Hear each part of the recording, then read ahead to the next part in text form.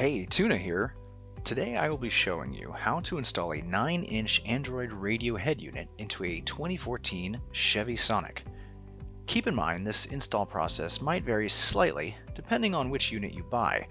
I go over some of that information in a video link that should be on screen now. First things first, which unit did I buy? I decided to go with the one supplied by Johnson from Amazon. For whatever reason, it was actually cheaper when they bundled it with a dashcam. Nothing like a freebie. There are a few key features I want to point out that will make your life easier when selecting yours. First, a CAN bus is supplied with the adapter harness. Second, the adapter harness comes with an OEM reversing camera connector. Third, it has a smaller harness with RCA inputs and outputs. Fourth, it shows or says it retains the steering wheel controls, aka SWC. Fifth, it has wireless CarPlay and Android Auto. Sixth, it has a microphone, although the quality of the sound the mic picks up is pretty bad. Now for the box.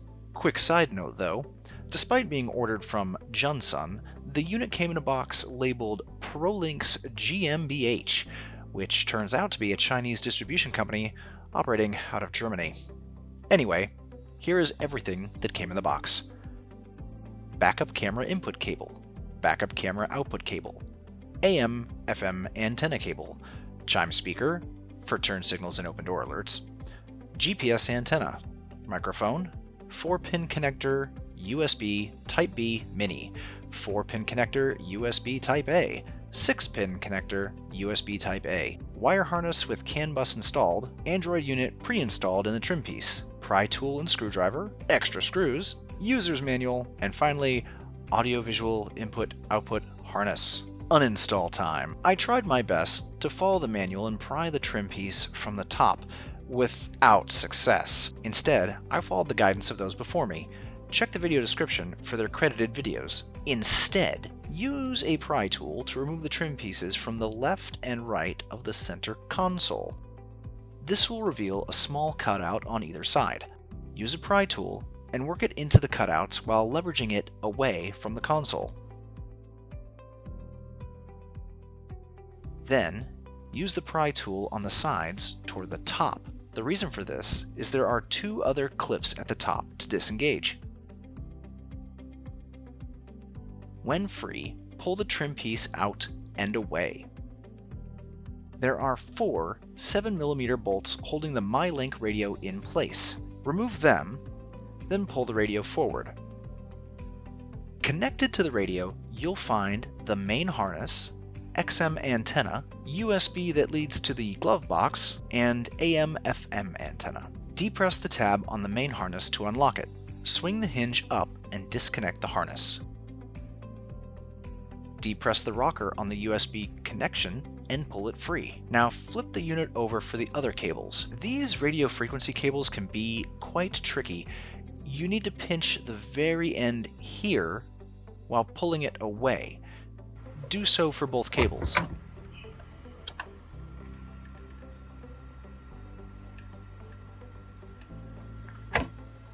Remove the radio and make triumphant grunts.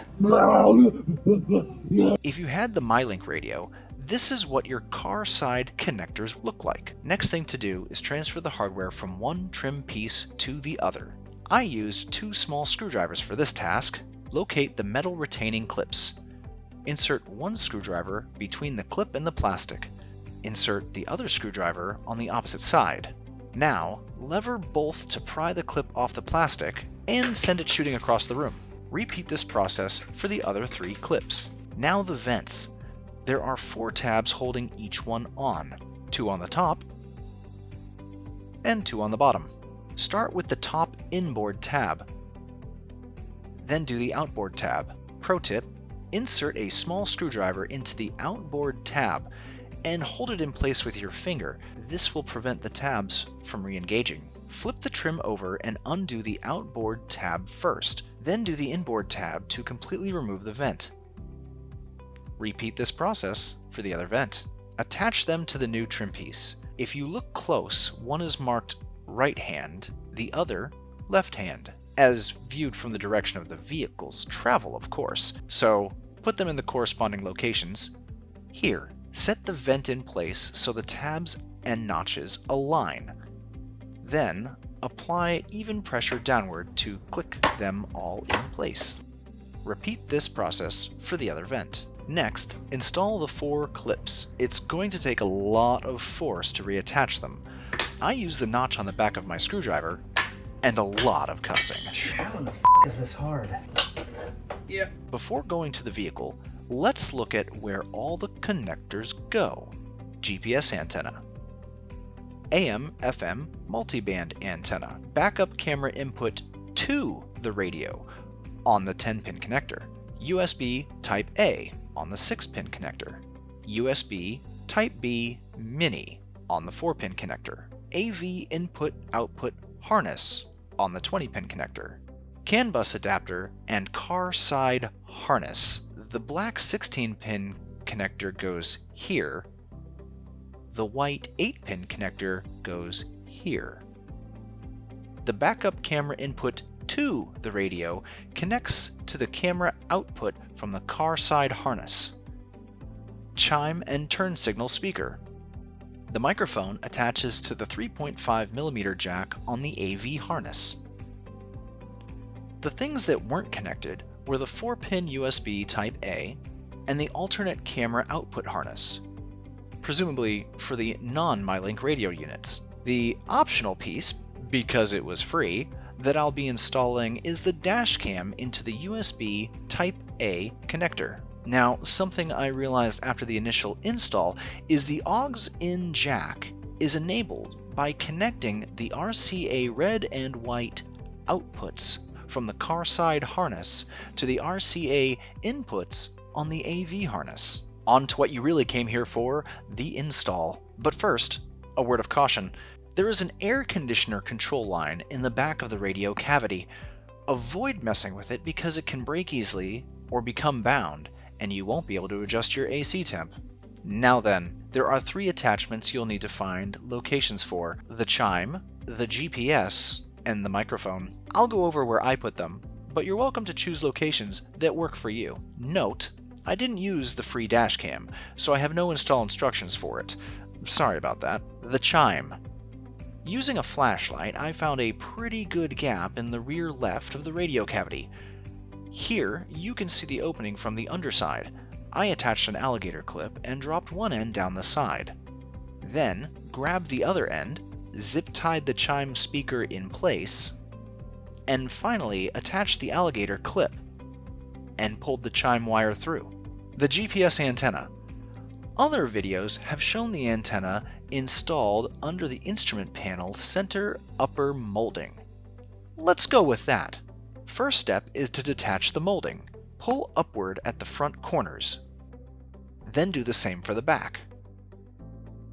Depending on your trim level, you might have a collision detection warning light connector and a key control module underneath. The warning light connector can be pinched and pulled.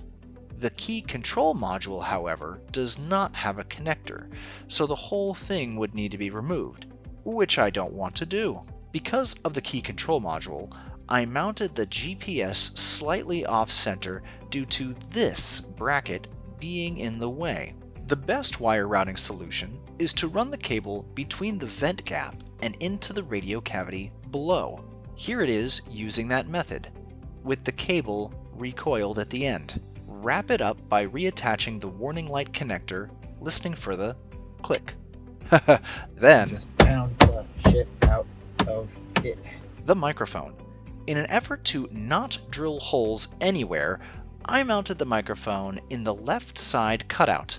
The trim piece will just be left uninstalled. With all that installed, there are 6 connections to be made: the AM/FM multiband antenna, the glove box aux USB, the car side connector, the microphone jack, the chime plug, and the GPS antenna. There is a 7th connection if you count the optional dash cam. First, reconnect the car side harness by inserting the end, then swinging the lever until it clicks to latch. Second, connect the 2-pin cable from the chime to the radio.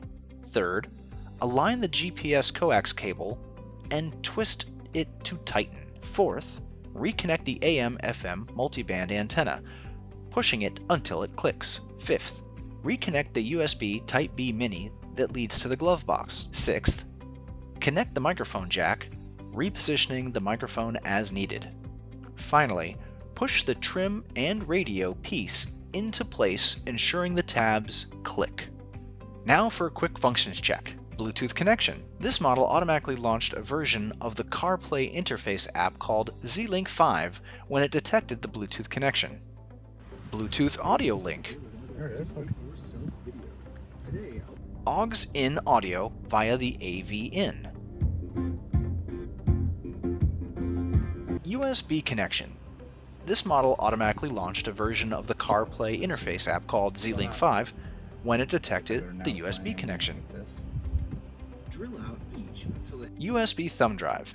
Inserting it won't automatically make the source change, but going to the built-in music source will allow playback. On this model, there is no XM antenna connection or app. And lastly, reverse using the OEM camera. Well, that's it. Don't forget to check the comments for any credited videos to other creators. And thanks for watching. Till next time.